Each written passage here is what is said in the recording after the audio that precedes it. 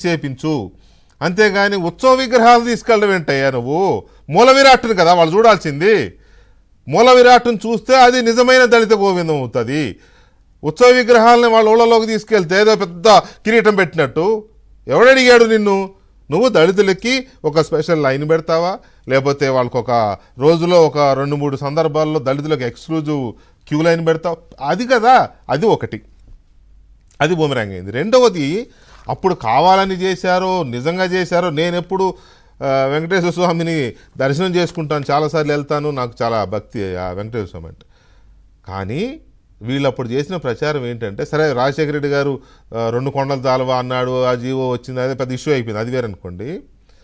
అప్పుడు చేసింది ఏంటంటే, అసలు వెంకటేశ్వర స్వామి విగ్రహమే పురుష విగ్రహం కాదు, స్త్రీ విగ్రహం అని ప్రచారం చేశారు. అప్పుడు డూ యు నో దట్? మీకు ఐడియా ఉందా అది ఆ ప్రచారం? ఇక్కడ ఉన్న వాళ్ళందరికీ తెలుసు, భక్తులందరికీ తెలుసు. అక్కడ ఉన్నది వెంకటేశ్వర స్వామి విగ్రహంగా చెప్పబడుతున్నది స్త్రీమూర్తి అని అప్పుడు ఒక ప్రచారం చేశారు.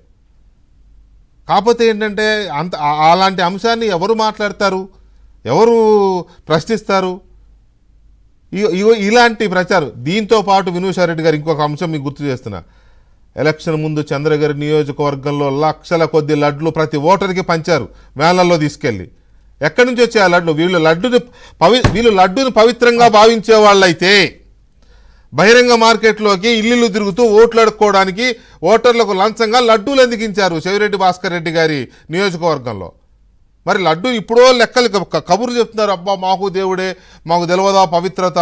మరి పవిత్రత తెలిసిన లడ్డూని అట్లా పంచుతావా ఓట్ల కోసం? వినూషారెడ్డి గారు ప్లీజ్.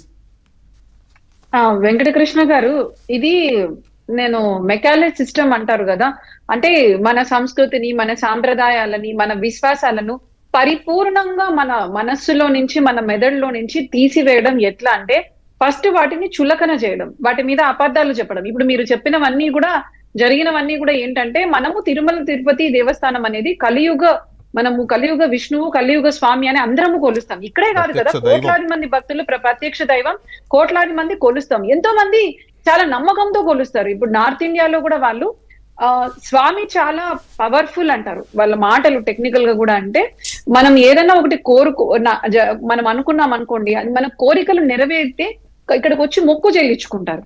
ఈ సెంటిమెంట్ ని మనం ఎలా దెబ్బతీయాలి అంటే 2 విషయాలు. ఒకటి, అరే మీరు చేస్తున్న సెంటిమెంట్స్ అన్ని మీరు కొంచెము అన్ని అవాస్తవాలు, ఇంకా చెప్పాలంటే మీరు చేస్తున్నవన్నీ కొంచెము పిచ్చి అని చెప్పేటట్లు ప్రయత్నంగానే ఇలాంటివన్నీ చేశారు. మీరు అన్నట్లు విగ్రహం గురించి చెడు వార్తలు రాయడము, లేకపోతే కొండల గురించి ఏంటంటే మన కల్చర్ మీద మనమే ఇన్ఫీరియర్ గా అనుకునేటట్లు, అరే మనం ఏంది ఇవి ఫాలో అవుతున్నాం అనిపించేటట్లు. ఇంకా రెండవది ఏంటంటే కంప్లీట్ బిజినెస్ అండి. వాళ్ళు తిరుమల తిరుపతి దేవస్థానం ఒకటి ప్రతిష్టను, నమ్మకాన్ని దిగదార్చడం ఫస్ట్ స్ట్రాటజీ అయితే, రెండవది ఫస్ట్ అండ్ మెయిన్ ఏంటంటే మన నమ్మకం, మనము ఖచ్చితంగా దాన్ని తగ్గించాలి. మీరు ఎన్నిసార్లు నేషనల్ జియోగ్రఫిక్ ఛానల్ కావచ్చు, హిస్టరీ ఛానల్ కావచ్చు, తిరుమల తిరుపతి దేవస్థానం గురించి వీడియోలు తీసాయి. అక్కడ మనకు లడ్డూ గురించి ఎలా చేస్తున్నారని లైవ్ వీడియోస్ చూపించాయి, ఇంకెక్కడా చూపించలేదు. అంటే మనకు అంత పవిత్రతను వాళ్ళు కూడా గౌరవించారు. ఫారిన్ లో కాదండి, వినీష్ గారు ఒక్క నిమిషం అడ్డు వస్తున్నా ఏమనుకోకండి. ఆ నేషనల్ జియోగ్రాఫిక్ ఛానల్ వాళ్ళు కూడా సమ్ ఎక్స్టెంట్ వరకే వెళ్ళి, దాని తర్వాత మాకు పర్మిషన్ లేదు, ఇక్కడి నుంచి మేము ముందుకు వెళ్ళలేమని చూపించారు. లోపలికి వెళ్ళనివ్వలేదు. అంటే ఆ శాంటిటీని ప్రిజర్వ్ చేస్తూ షూట్ చేశారు వాళ్ళు కూడా. అంటే కొంచెం ఎంత దూరం వరకు వెళ్ళారో చెప్పులు వేసుకోలేదు, అక్కడ ఉన్న ప్రీస్ట్ వాళ్ళకున్న పూజారులకి ఇచ్చారు. అంటే ఒక ఫారిన్ ఛానల్ మన మతాన్ని నమ్మని వాళ్ళు కూడా రెస్పెక్ట్ చేస్తూ చేశారు. సో వీళ్ళ ఫస్ట్ అజెండా ఏంటంటే మన నమ్మకాలని, మనం పవిత్రంగా భావించే వాటిని అగౌరవపరచడం.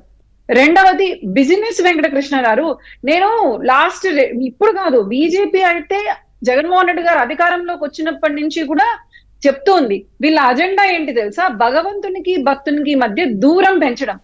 కాదు వెంకటకృష్ణ గారు, నాకు అంతకుముందు ఈ విఐపి దర్శనానికి శ్రీవారి టికెట్లని కొత్త పేరు పెట్టి వాళ్ళు 10,000 రూపాయల, అంటే ఒక కుటుంబం వెళ్ళాలంటే 40,000 రూపాయల.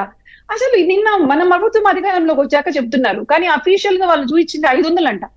మరి 10,000 రూపాయల టికెట్ పెడితే, ఇప్పుడు మేము కుటుంబం నలుగురం వెళ్ళాలంటే 40,000 ఇవ్వాలి, కానీ వాళ్ళు ప్రభుత్వానికి చూపించేది మాత్రం 2,000. ఇక్కడ మీరు భగవంతుడిని భక్తునికి దూరం చేస్తున్నారు. కాటేజీలు పైన మనకుండే వసతి గృహాలు వాటి అన్ని రేట్లు పెంచేశారు.